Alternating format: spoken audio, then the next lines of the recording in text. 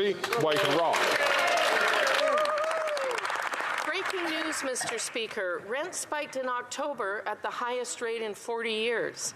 Rents up, taxes up, prices up, interest rates up.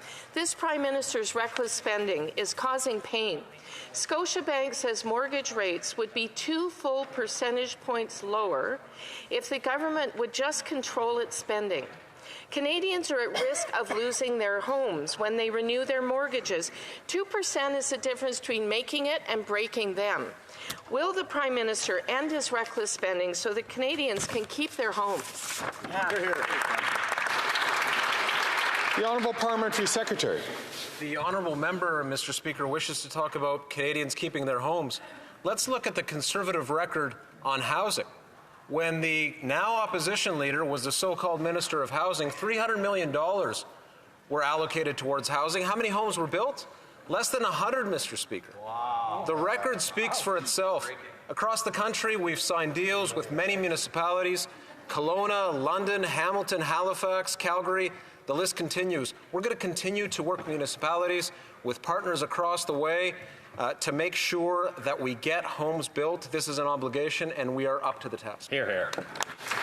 The Honourable Member from South Surrey, White Rock. Mr. Speaker, photo ops don't build homes. And when our leader was not the so-called minister, he was the minister, rent was lower, down payments were lower, housing was lower. It was a much more affordable place 8 years ago than it is today in Canada. Here at home, at a time when Canadians are struggling with the cost of everything, the Prime Minister wants to quadruple the carbon tax. He's just not worth the cost. Will he show some compassion and cancel the NDP Liberals' cruel plan to quadruple the carbon tax on the back of struggling Canadians? The Honourable Parliamentary Secretary.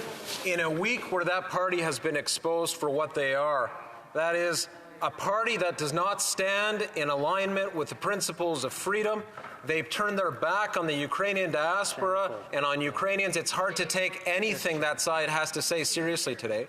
But on the matter of housing, Mr. Speaker, $46 billion has been allocated towards housing, and the result is that 2 million Canadians have been housed, they've had homes built, they've had homes repaired, and homes subsidized, Mr. Speaker. We're going to continue this work.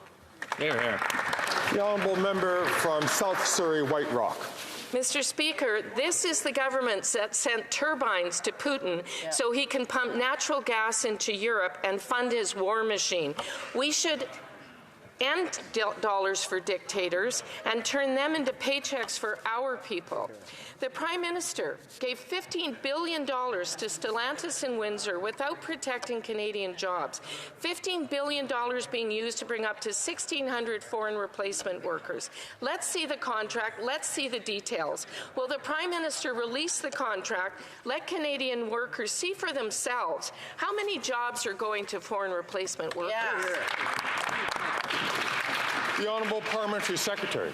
Yes, Mr. Speaker, what's becoming clearer and clearer every day is that the Conservative leader of today is just not worth the risk.